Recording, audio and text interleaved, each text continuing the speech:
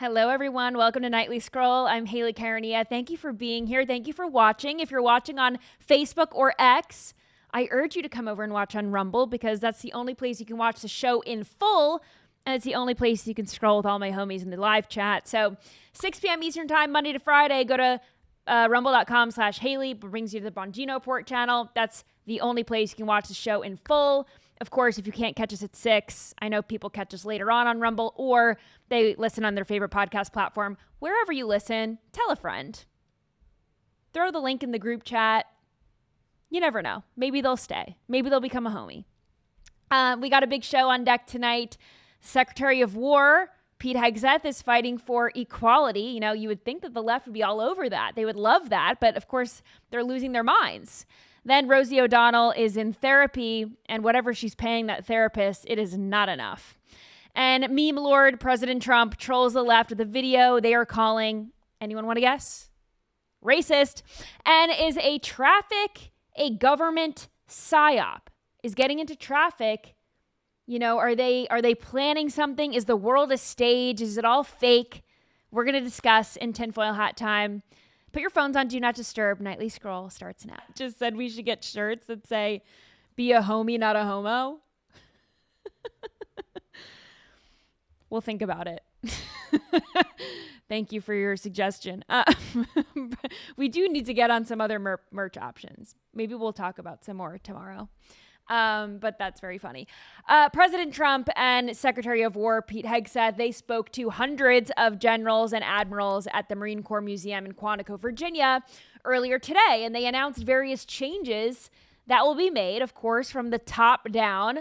Most importantly, making a commitment to restore the United States military to greatness, its former greatness. Not that the brave men and women serving under the previous administration weren't great. Of course they were, and we thank them. But the leadership was focused on making changes to the military in terms of DEI practices, fake and gay stuff, embracing the different sexualities and gender identities of servicemen and women, when in actuality, none of that matters when we're all supposed to be fighting the enemy, which is our foreign adversaries, you know, people who hate us, people who want to kill us. Doesn't really matter who you sleep with or any of that. The only thing that matters is that we have the best and the brightest representing us, the strongest and the most competent men and women protecting us and our freedoms. And our military shouldn't care who you sleep with or what biological sex you are. But you have to be physically and mentally able to do the job at hand. And any previous standards that may have been lowered to be more inclusive put us at risk. They are not helpful to the cause. So Secretary Hegseth announced that new fitness directives will be sent out to each branch of the military service, and they will highlight new mandates and standards for service members across the board.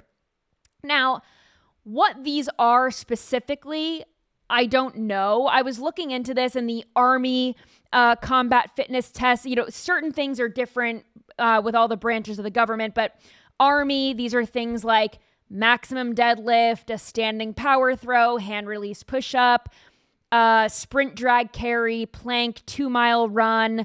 And you can you have like a total score that you have to pass. So you don't need to be like perfect. And, you know, if something else is your strong suit, if you're super fast, that'll help you if you're not, you know, equipped in another area, right? But for the Navy, it's different. You know, there's push-ups, forearm plank, there's an endurance event, you know, 500-yard swim. So they're different, right? But the scoring, like I said, you know, it's this kind of, I don't know the word for it. I've been out of school for a very long time. It's like an accumulative score. Exactly. So, you know, what he's saying is that there's going to be one standard. The standard is going to be across the board for men and women. And if that means that less women can hit that standard, well, so be it. So here are just some of the statements that have sent the left into a tizzy earlier today. Here's our Secretary of War. Listen. This, and I want to be very clear about this, this is not about preventing women from serving.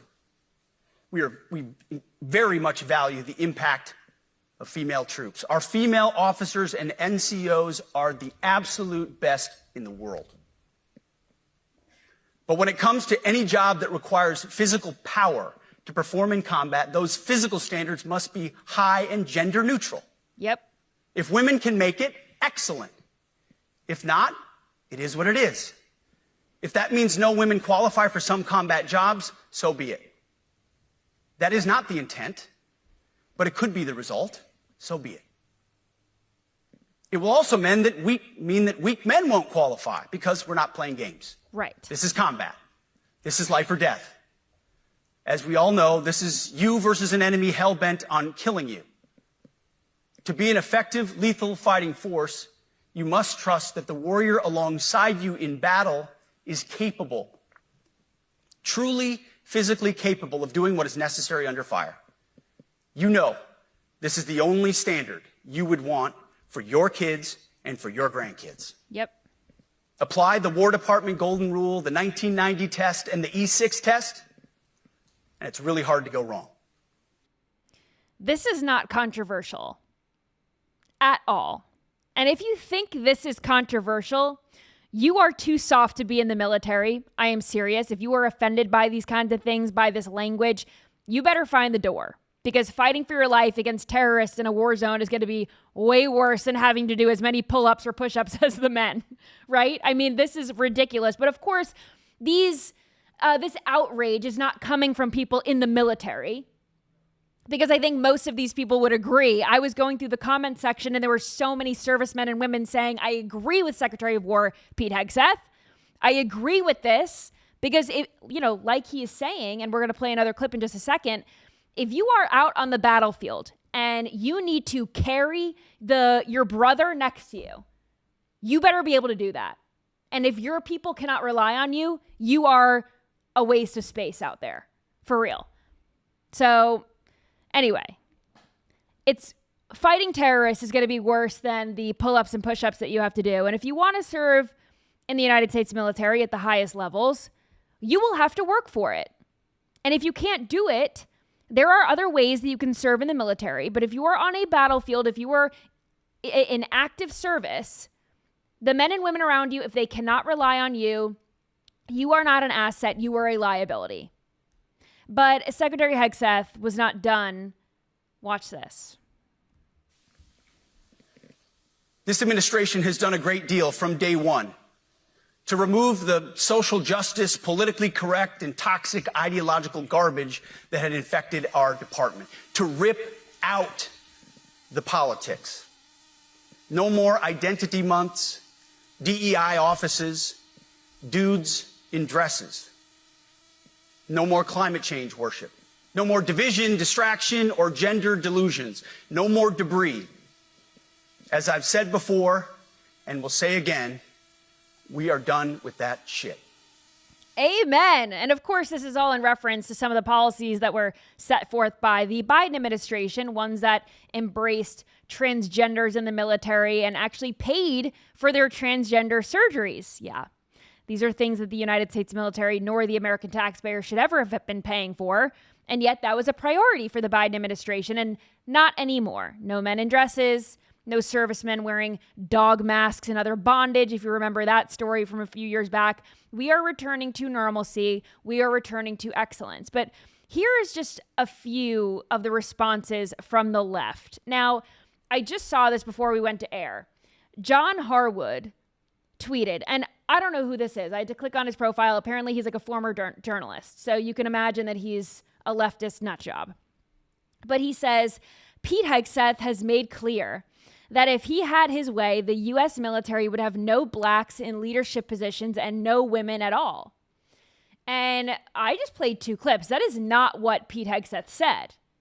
We all know that. And I was cracking up because someone in the comments pointed out, he said that he doesn't want military members fat and unqualified, and you immediately think of blacks and women? Interesting. They say the quiet part out loud, these liberals. They just do. And if you are on X, then you know who the Krasenstein twins are, brothers. They're just liberal grifters. But here's what one of them, I think Brian, here's what Brian had to say. Pete Hegseth is a complete and utter embarrassment and dishonor to our military. We unleash overwhelming, he's quoting Pete Hegseth here. We unleash overwhelming and punishing violence on the enemy. We don't fight with stupid rules of engagement. We untie the hands of our warfighters to intimidate, demoralize, hunt, and kill the enemies of our country. That's end of Pete Hegseth's quote there. And Brian Krasenstein continued and says, every respectable general should have walked out after this sentence. What? If you are a respectable general, you should be standing up and clapping. You should be at attention, right? Like, this should make you want to serve under Pete Hegseth. This would make you want to fight for the country that you are willing to die for, right? I mean, what do they think that serving in the military is? A game of patty cake? I don't know. Like, that is what war is. Killing our enemies. That's what you have to do. That's what you have to be prepared to do. And you also have to be prepared to give your life in the process. I would want to give my life for a military that isn't focused on bondage and other weird stuff. I would want to give my life for a military that is the biggest and the best in the entire world, the strongest in the world. Now, Sunny Hostin on The View also had some thoughts about this. Listen. I'm actually really befuddled by why he did that. The optics were terrible, meaning all of our top military brass are all in one place, and we spent $6 million to get them there. That didn't make a lot of sense to me. It also didn't make a lot of sense to me that he was saying that he was going to toughen physical standards and review the anti-hazing policy by sort of implementing a hazing policy. And then also he said he was going to return to the highest male standard for combat positions because the troops were fat. Like, Yeah. I don't understand how that was supposed to be an uplifting message for our military. Maybe he's referring to Colonel Sanders. Yeah, it was really a bizarre thing. What is she talking about? You know, like First of all- these people need to train, Haley, like they are professional athletes. They need More than that. They need to train like They you're need to seeing train to people play. kill. Yeah, well, they have weapons trainings but I mean, just their whole the way they build their bodies, how they have to be, you know, athletic and maneuverable and fast, and I mean, they have to do that through aging. Typically, it's like they have to stay on top of their bodies in an elite way. Of course. And it's not average. There's nothing average about excellent military work. And it's hard. It's so stupid. It is hard to serve in the military. It should not be easy. And you have to fit a certain standard. As it is, you can't just like sign up for the military and go. If you have certain health issues, you can't serve. You have to have a clean bill of health. There are so many things, like if you have certain allergies, if you have diabetes, if you have like other metabolic disorders, if one of your legs is shorter than the other, there's like so many things. Like serving in the military is a privilege, not a right. And you have to meet certain physical standards. And yeah, you have to keep up with them. Like you said, as you age, you have to be up to the job. And what I found funny, or not funny, what I found disrespectful, well, not disrespectful, but yeah, I guess, kind of. What Sunny Hostin, she called all of those generals and admirals in the room military brats, which are children of servicemen and women. I couldn't tell if she said that or brass, B-R-A-S-S, Oh, brass. like the military brass. Oh, maybe she did say they that. spent a lot of money on getting everybody corralled and into the same place so they could hear this, just so 99.9% of the people in that room can say, hell yes, thank you for saying this. Right. Yeah, but like, listen, I'm down to have people come in person and hear from their leader. We've gotten so accustomed now to everything happening over Zoom, meetings over Zoom. There's no in-person connection or community or anything. Like, I think having that camaraderie and that like feeling is important for our military. Having all these generals in the same room with the Secretary of War. What is intimidating about telling? Maybe she did say brass. What I was like, why would she call them military brats? That's so dumb. What is intimidating about telling our men and women that serve in an elite capacity, that carry weapons down range, that move munitions all over the world, that have to go into the bush for days and fight? You know, I mean, it's a tough tough job. That's why we honor them. It's a tough job. A lot of these veterans, Haley, the reason that they're on pain medication is because they have orthopedic injuries like torn labrums and torn ACLs because of the physical work that they've had to do for years. What's hard about demanding that they stay in shape? There is nothing demanding about, I mean, he's demanding it, but it's completely warranted, especially in this situation. I mean, again, he said it best. This is life and death. And I thought it was funny, too, that Sunny Hassan said that, this wasn't uplifting. I don't think all those generals and admirals were in the room for some like kumbaya, pat on the back, gold star sticker. Halftime at football games aren't uplifting. Coaches aren't always uplifting. Right. They're demanding. Right. And that's life. Life isn't always uplifting. And it's again, demanding. This is how members of the media react to something like this. They're not thinking about people who are literally giving their lives for this country. Like they are there to take orders. Anyway, the responses are just total nonsense. And of course, the conservative right is embracing these messages because, these kind of standards, I think, need to be applied across the board. I mean, a lot of people I saw were saying this today, that this same standard should be applied to police precincts. It should be applied to fire stations, because why should we have unhealthy, overweight people in the field? You have to run. You have to lift. You might have to chase someone. You might have to detain a criminal who's stronger than you, maybe potentially bigger than you. Yeah, totally. You might have to jump you. a fence. I mean, there are things, especially if you're working in the field, right?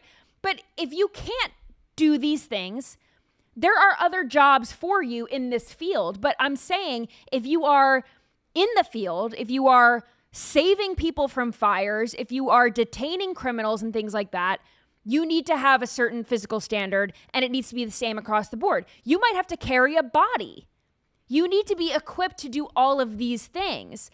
And does everyone remember during the Pacific Palisades fire back in January, DEI policies came back to the forefront because the LA fire chief, of course, the first female LA fire chief, I don't know what she is. I think it's a she, was in hot water because she was on the record saying that, she shouldn't be responsible to save men. Watch this.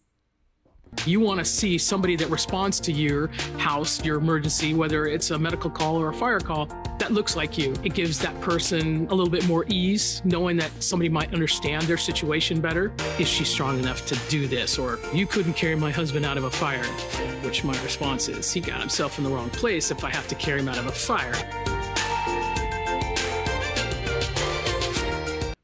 You got yourself in the wrong place? Yeah, I'm sure. What does that mean? I'm sure if the husband knew that a raging house fire was going to start, he wouldn't sit in the recliner. That makes no sense. It is so insulting, especially to hear that from the fire chief, and this is the woman in charge, right? So is she instilling that message in all of the people underneath her, all of the firefighters underneath her? Oh, if someone gets themselves in a bad position, that's on them. You don't have to save them. That's on them. If you can't physically lift them, they got themselves in a bad situation, just a victim blame. So yes, that is the first female fire chief. And this is why conservatives are against DEI policies. It's not that a woman can't do the job, but you shouldn't get the job because you check a box. If you are a woman who is exceptional, then that woman deserves the position.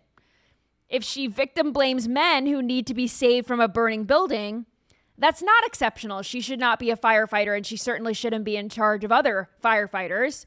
She's skirting the blame off of herself because she knows she can't do what is required of her for this job. And that's what the left is pushing for. Mediocrity when it matters the most. In situations where excellence and precision is needed, you need to react fast, and you might have milliseconds to make the right decision, right? You cannot delay, and you have to be precise. And Democrats are all about making excuses for people who don't deserve to be in their positions. They're all about handouts and patting themselves on the back for delivering firsts. that don't matter. The first woman this, the first black woman that, the first black Jamaican woman this, the first gay man that, the first transgender whatever. If all you're doing is delivering a first, you are a waste, in my opinion. I want to take a quick break to tell you about Genucel. Ladies and gentlemen, you have heard me tell you about the transformative results that people see after using Genucel. I use the dark spot corrector. I have acne scars. I struggle with that. You know, I talk about this on social media all the time. I use the vitamin C firming serum. It helps brighten my complexion. I use the anti-wrinkle treatment. I use it on my neck to fight, fine lines, early signs of aging. You can't start too soon, and you can't start too late, right? There's no bad time to start fighting aging. And I absolutely love the products. They feel great on my skin. I use them morning and night. They are lightweight. They feel good. I can wear them underneath my makeup. Everything goes on smoothly. So now it is your turn to see results like mine. During Genucel's end of season summer sale, there is only a few days left to get Genucel's complete skincare package at 70% off, and includes that deep firming serum, the vitamin C serum I was just telling you about, and you get immediate effects and results in just minutes. It is the best skincare in the world, and you can try it for yourself completely risk-free. Go to Genucel.com/scroll today and start looking years, even decades younger tomorrow. All orders are upgraded to free shipping. See results on day one. You will get compliments everywhere you go, guaranteed, or your money back. That is Genucel.com/scroll, Genucel.com/scroll. Well, it's not just DEI policies that the left stands for. The left is also the party of failures across the board. This was last week, but here is CNN's Harry Enton delivering news that isn't so hot for the Democrat Party. But here are the numbers that prove voters overwhelmingly cannot trust the Dems to deliver on major issues. Watch. What do you think? Yeah, what are we seeing? Donald Trump being underwater, Democrats saying, oh, this guarantees us we're going to fly high in the midterms. Let me tell you, this guarantees you nothing, because at this particular point, the Democrats are the New Orleans Saints of political parties. What are we talking about? Trust the Dems or GOP more on the economy? Who leads on the economy? Republicans by 7. Immigration, Republicans by 13. How about crime? A big issue for Donald Trump and the Republicans. Look at that. Lead by 22 points. So the bottom line is this. At this particular point, the ball may be on the ground, but the Democrats have not picked up the ball and running with it. If anything, at this particular point, it's the Republicans who are running with the ball on the top issues, the economy, immigration, and crime. Give some context on this. Compare this when Republicans last took the House. Yeah, let's compare it back to 2022. I think this kind of gives away the game right here. Okay, the GOP is more trusted than the Dems on the economy. It was 12 points in 2022. Slight decline in that lead, but still 7 points. How about immigration? It was Republicans by 3 back in 2022. Look at this. The Republican lead's actually gone up by 10 points. What are you doing, Democrats? My goodness gracious. And on crime, the Republicans were up by 13, and now they're up by 22. The lead, again, expanding by nearly double digits. So whatever Democrats are doing, it ain't working, Kate. It ain't working. Republicans have the lead on all 3 issues. Wow. Isn't I it love just, this guy. I know, I do too, because I think he's a secret Republican. Well, do you know He's giddy delivering those results. Oh, for sure. And he sounds like Chris Russo. Mad Dog Russo's a New York sports guy. Mm-hmm. And he's massive in New York sports talk radio. The chat don't know who he is, but he sounds so much like that guy in his delivery. And it's so perfect. It's funny too, because, all the loudest voices on the right and the left, I don't know how representative they really are of the electorate as a whole. I think there are a lot of people in the middle, and they don't feel represented by the loudest voices on both sides. But certainly the loudest voices on the left are saying that, President Trump fighting crime is unconstitutional, and he's Hitler and all this stuff. I really don't think that people believe what they're hearing, even though that's their rallying cry and they're repeating it over and over again. I think there are certain people on the left that buy into that narrative, but I think most normal people really don't believe that because they're the ones living in these cities and they're experiencing the crime and they don't want to live amongst crime. I mean, everyone wants to live in the nice neighborhood. Everyone wants to be able to leave their door open and, oops, I forgot to lock the door. No problem. No one's coming in to steal my stuff. People want to live in that kind of a neighborhood. White picket fence, You have this dude's on CNN, and then immediately right after him, what is it, like the 10 o'clock hour, the show that Scott Jennings is on, they spew the lies that data disproves. Yeah. So it's such a circle of weirdness on that channel. It's like, why are you having this guy on and then air a show 2 hours later that just propels the opposite? It's so that they can claim that they report the facts, and then they have the opinion people that, you know, undo the narrative or whatever. But anyway, Alyssa Farah Griffin on The View referenced this study that Harry Enton was talking about how Democrat voters and independent just voters in general do not trust the Democrats on all these major issues. And she also delivered a truth bomb to her co-hosts who were in total disbelief, but I agree with her. So watch this. I'm going to say something that's going to make this table and this audience very upset, but I want to tell the unvarnished truth. I think if the election were reheld today, Donald Trump would win by the same, if not a bigger margin. I think we forget this country. How do you say that, though? This country is so deeply polarized. If you hated him before, you hate him even more now. There are definitely people who are like, ooh, I'm having some buyer's remorse. But there's this poll today that shows that on the top issues people voted on, they still trust Republicans more. We are literally a 48-48 country, and then this little percentage in the middle that goes either way. Joy, just in total disbelief. How can you say that? How can you say that Trump would still win? She does not get it. They do not get it. And the audience there, the live audience, you could hear them verbally reacting, right? Like, oh, you know? And she's saying what is absolutely true, that if the election was held today, tomorrow, last week, we would still see President Trump wipe the floor with Kamala Harris. Duh. They think that people have buyer's remorse. I have not met one Republican who wouldn't vote for Trump again if they had the chance. I would vote for Trump again. Unfortunately, I can't, but I voted for him 3 times. You can all let me know in the chat if you disagree with President Trump. That's fine. Would you not vote for him again? Would you vote for a Democrat? I wouldn't, and I have never, like I said, I have never met a Republican that has gone back. I've never personally met one. I'm not saying they don't exist, but someone in the chat just said, I voted for this, getting what I voted for. Exactly. Now, am I like, do I love everything that Republicans do? Not all the time. Am I impressed with Congress right now? Not really. I think they could do more with the majority that they have. Would I consider switching sides? No. I will ride or die with this party, whether they're doing their jobs or not, because these are the issues that I care about. And I happen to believe that President Trump is delivering on things that I care about, like crime, like foreign policy, like border security, etc. So how could you not love a president, by the way? Because he's delivering on these things, but he also delivers fire memes, and he knows how to push the buttons of his opponents so well. Watch this. Look, guys, there's no way to sugarcoat it. Nobody likes Democrats anymore. We have no voters left because of all of our woke trans bullshit. Not even black people want to vote for us anymore. Even Latinos hate us. So we need new voters.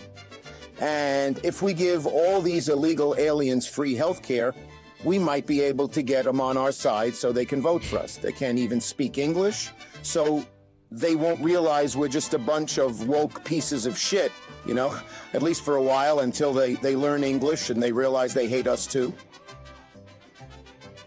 So that is AI Chuck Schumer delivering that speech there. And next to him was Hakeem Jeffries wearing a sombrero and a mustache. And here is Hakeem Jeffries responding to this meme. He was very upset. Listen. Mr. President, the next time you have something to say about me, don't cop out through a racist and fake AI video. When I'm back in the Oval Office, say it to my face. Say it to my face.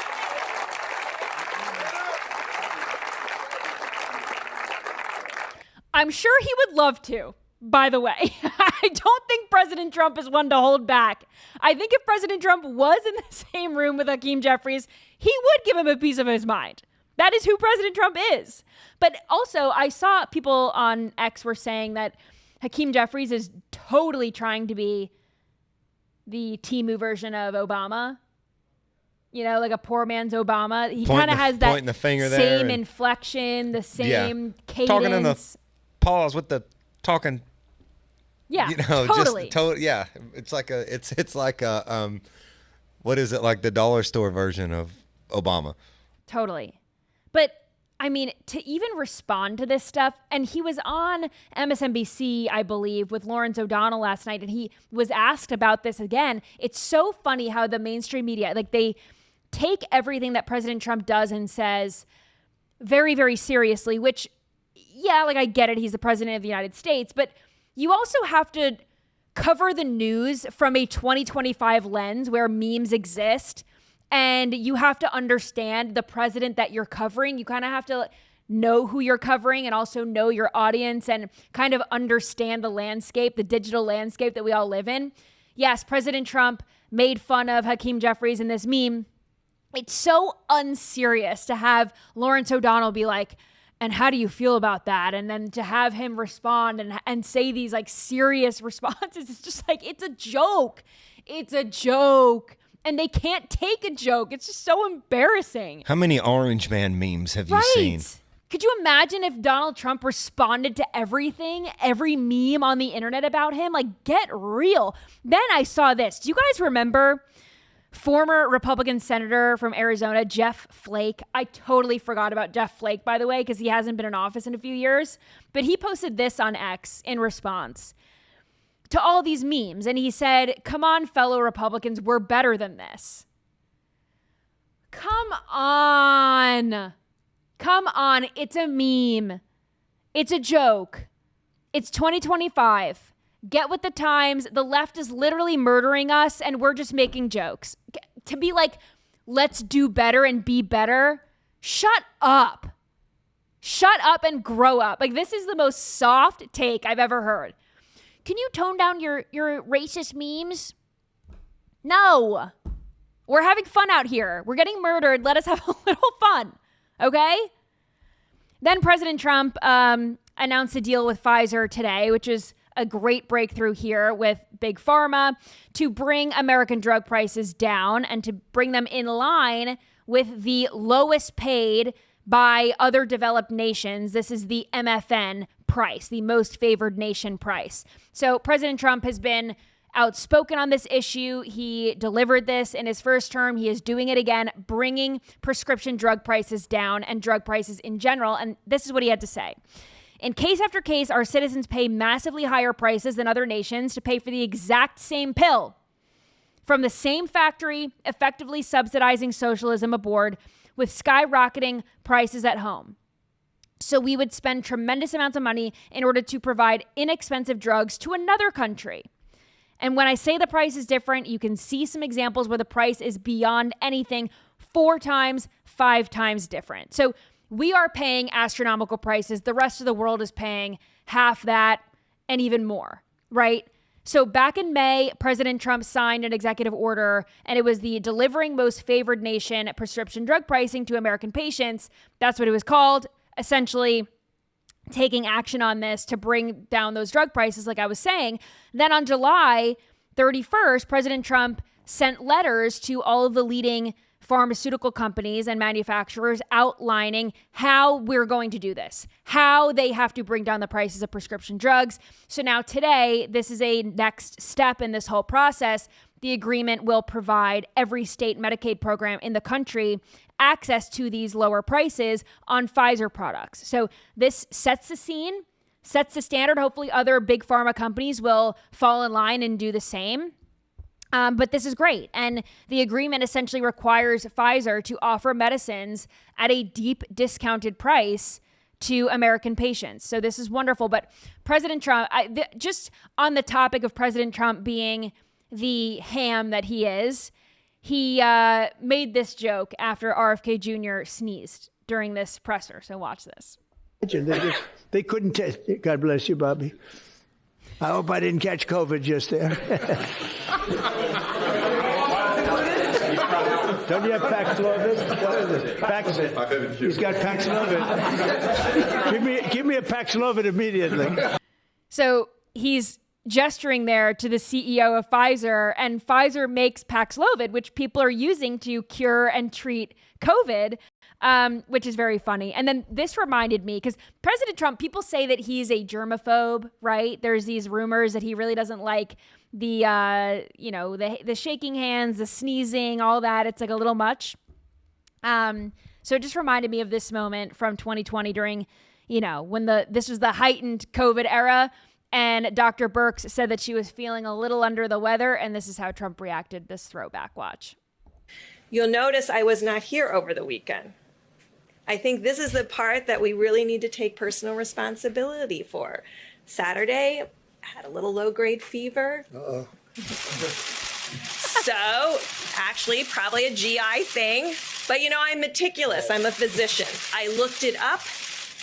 I ended up piggy bank. I'm from Walter Reed, so I got a test late Saturday night, and I'm negative. I stayed home another day. He's just very funny. Thank you for saying that. Yeah, just to make sure. That's how we protect one another. So, unless everybody's taking their temperature every day, we can't say that he had no symptoms. These are the kinds of things that we have to do for one another. This is the personal responsibility that I'm talking about, that we all have to He's just very, very funny. And even Bill Barr in the back was laughing at Trump's reaction. He's a ham. So I just wanted to play that. It's timing with Trump. It's always just really good comedic timing. Perfect comedic timing. Someone in the chat just said he's a comic in another life. Totally. He's a comic in this life, actually. And you know what? When he's done being the president, maybe he'll do some stand-up. I feel like President Trump totally is going to miss the rallies and those kind of things. I feel like Trump will throw events, especially fundraising events and for other Republican candidates. And I don't think that Trump's going to, he's not going to go away like Biden has and just write a book and sit on the beach. That's not President Trump.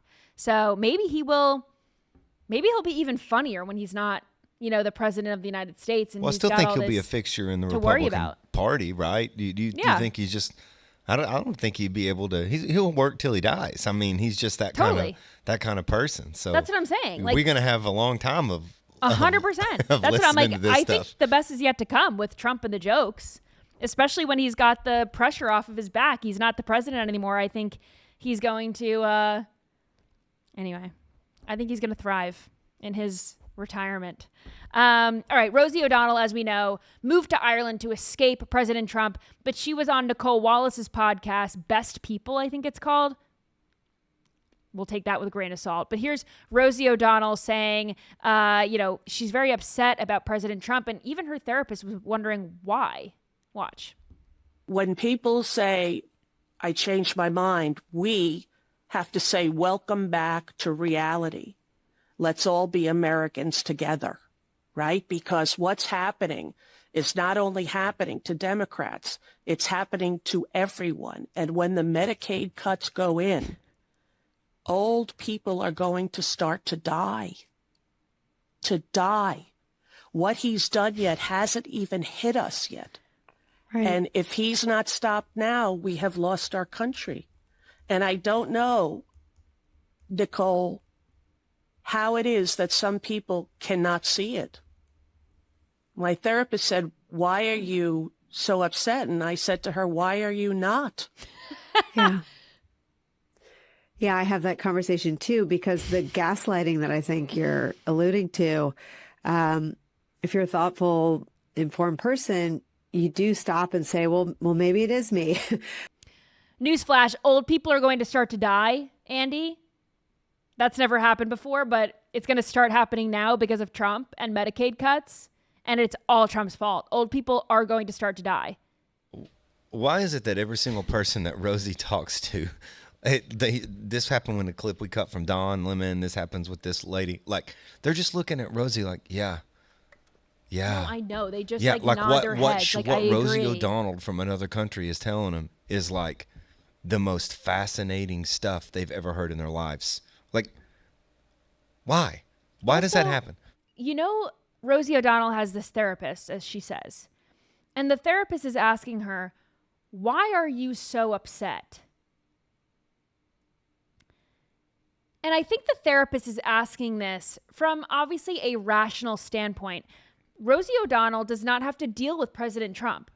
She lives in Ireland, but she is so obsessed with him. He lives rent-free in her head. The therapist is wondering why that is.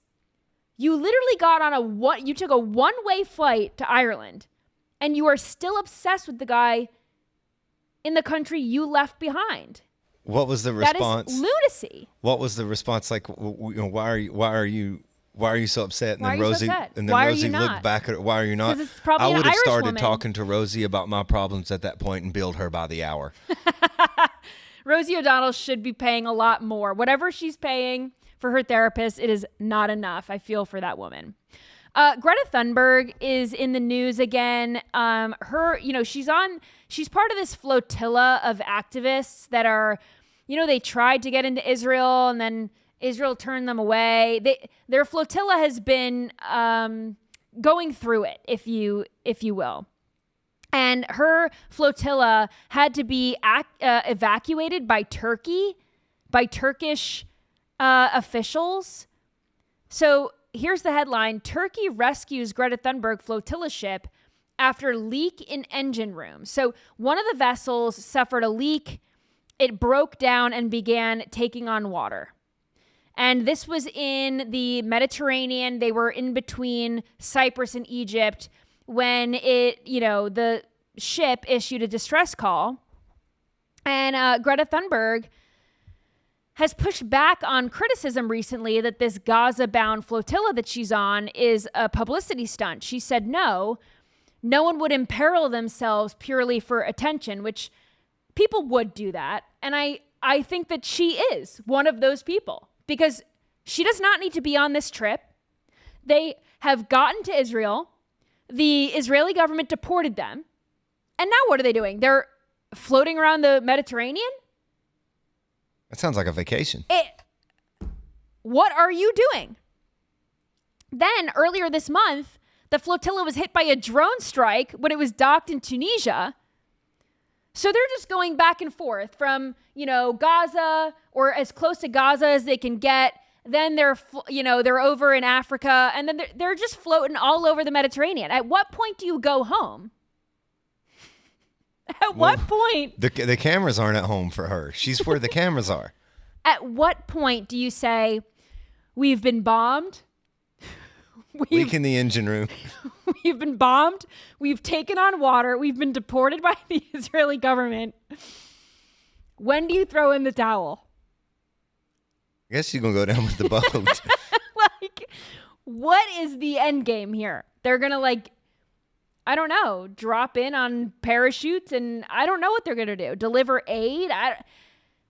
How are their ships? I mean, they've got to be on this ship for months, right? And they're docking in certain areas. I guess they're getting, I don't know. It just seems to me like it's a waste of gas, a waste of food, a waste of all this resources. They're just floating around. Well, how are they getting resourced? That's what I'm saying. You know what I'm saying? Are we getting like other kinds of drones flying them in with fresh caviar and good wine? I mean, they're in the Mediterranean, so grapes and wine. And clearly, I just want to point out the obvious. Nothing that Greta Thunberg is doing is stopping the war. Absolutely nothing. So, you all know how I feel about protests and things like that. Total waste of time. All right. We've got 15 minutes left, Andy. What do we do here? Do we save the AI stories? We'll go into tinfoil and scrolling. All right. Tinfoil hat time. Coming at you. All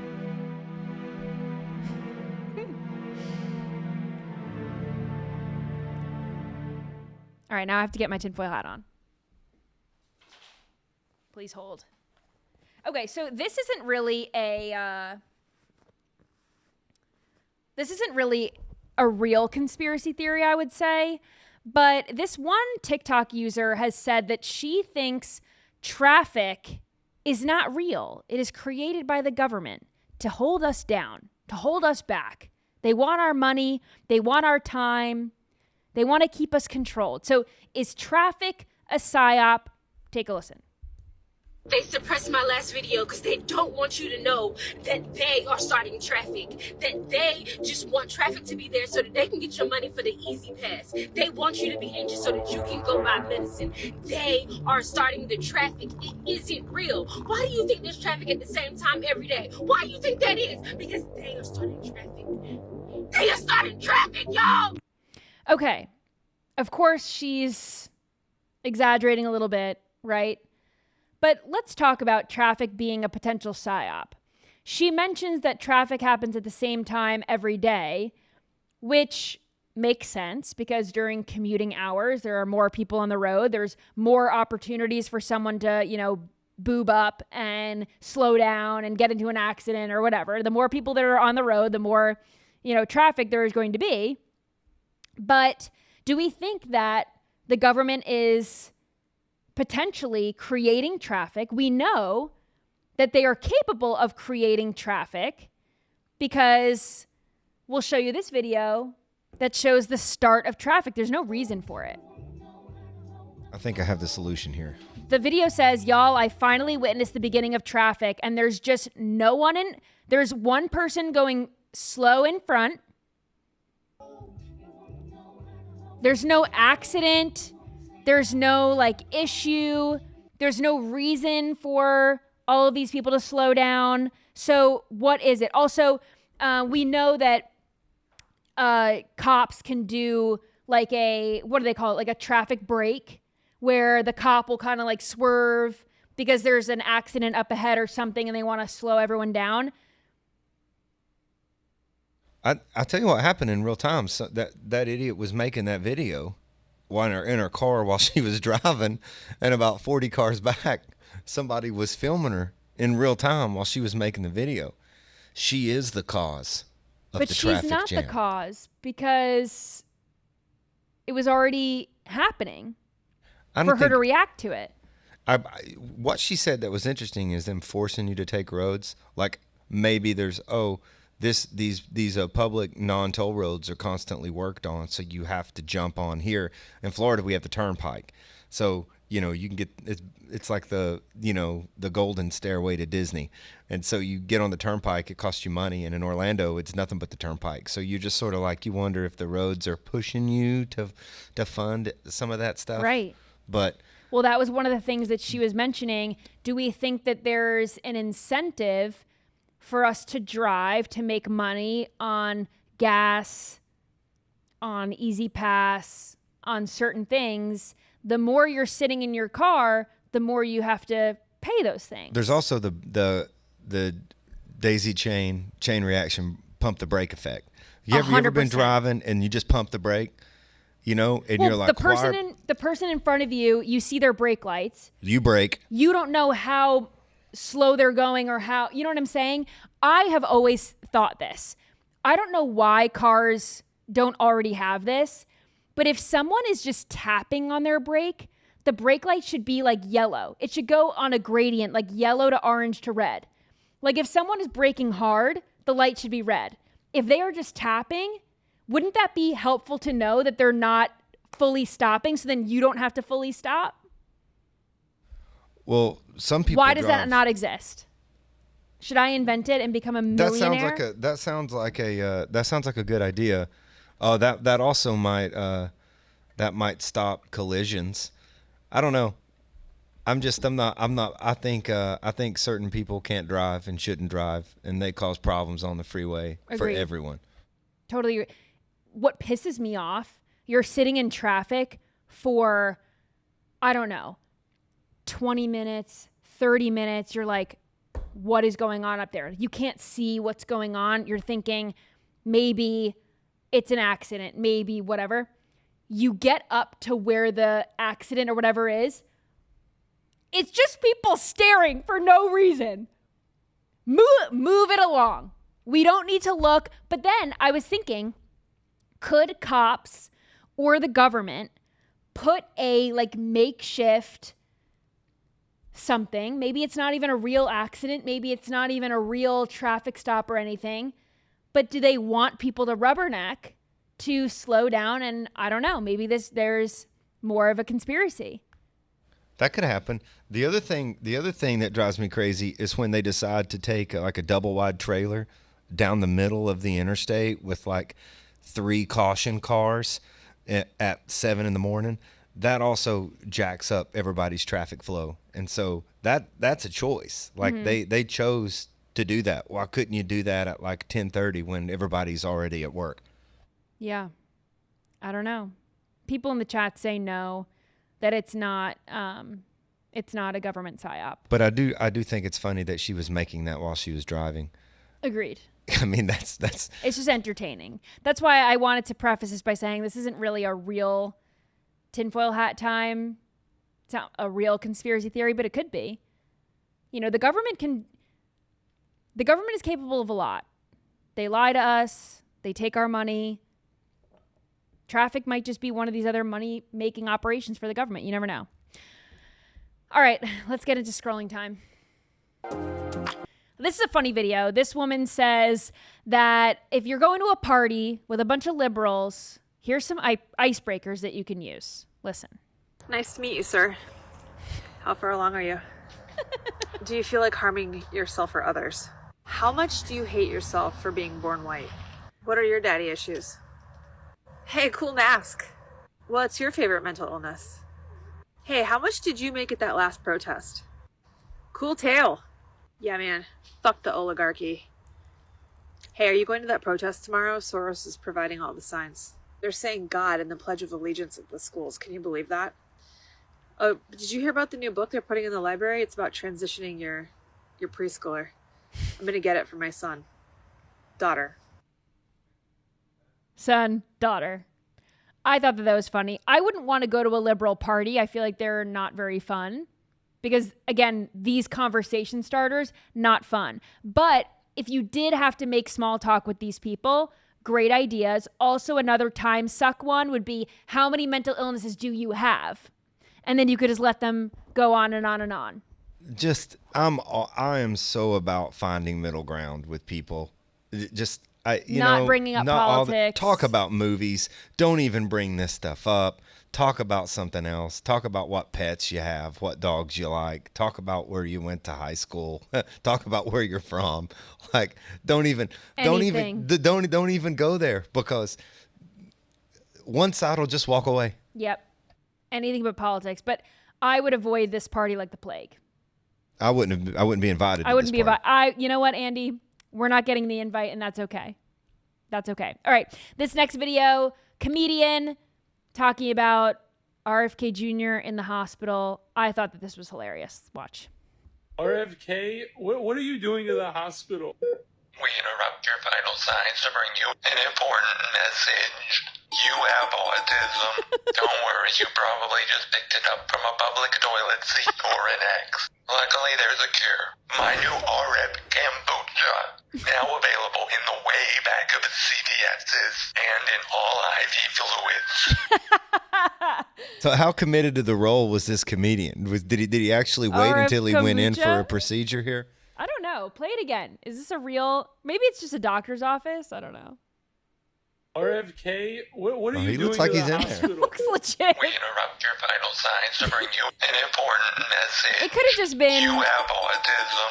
Don't worry, you probably just picked it up could have from a just been public a- toilet seat or an ex. Luckily, there's a cure. like a My doctor's new office. RF kombucha, now available in the way back of CVS's and in all IV fluids. Maybe he had like an appendix or something. You know what I RF mean? He had to go in. kombucha. Kombucha. I love how he said the RF kombucha is available in the back of a CVS and in every IV bag. Sort of sounded a little bit like Stephen Hawking there. I also think it's funny that he said you could just pick up autism on the... someone said it's cropped onto the screen. Guys, no kidding. This was not real. Do I have to preface everything that's AI and everything that's a joke? Well, I think I confused. I'm the one RFK saying did that. not say, let me just, here's a disclaimer. RFK Jr. did not pop onto this person's, interrupt their vital signs and say that you can contract autism from a toilet seat. Okay, now that we are all on the same page that this was a joke. And this may or may not have been filmed in an actual ER. I think it was maybe just a doctor's office, but I thought it was hilarious. Anyway, last video that I have for you here, my friend sent me this, and this just goes to show how stupid people are. Just stupid beyond repair. This is a family that they came in contact with a family of gorillas. Watch this.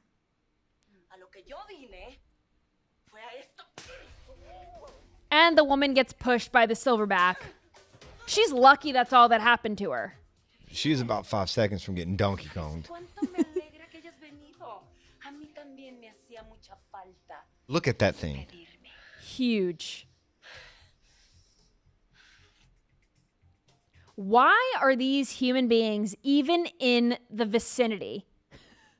Like, what are you guys doing? Was it last week we showed the video of that lady screaming at the bear to sit down? I know. Like, What these people are get away insane. from apex predators, please. You need to find a hobby indoors, away from animals that want to kill you.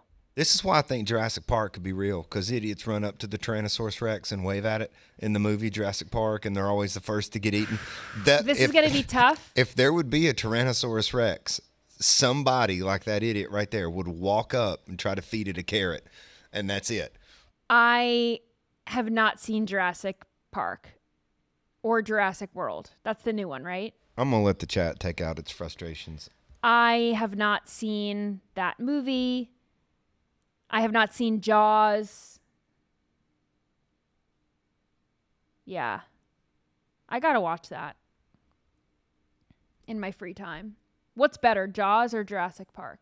Two different movies. Jaws was filmed in the late 70s, and it's just crazy because you don't really see the shark sort of until, the end. Then it started all that just as a suspense thing. The movie's tense the whole time. But Jurassic Park is the first time that they really did like CGI and depended on it in a movie, and it was in the early 90s. It's great. You should watch it. Someone called me like a godless communist for not watching Jaws or That's Jurassic brilliant. Park. Whoever said that, got a shout out. I didn't get the name. Anyway, I go to church every Sunday. That's where I get my God fix. I don't get my God fix from old movies. Sorry. I have seen Caddyshack, guys. People in the chat are saying Caddyshack. I have seen that. And I've seen, what's the other one? Happy Gilmore. Both of them. The new one and the old one. It's also both those coincidentally. Of course, because my husband is in the new one. I had to see it. I had to support him. But both those coincidentally, Jaws and Jurassic Park were Steven Spielberg's movies. So like you should check it out. Okay. Throw in an E.T. there. I've seen E.T. That's a good one. Alrighty. And chat's having no mercy. I know. I'm trying to read all these.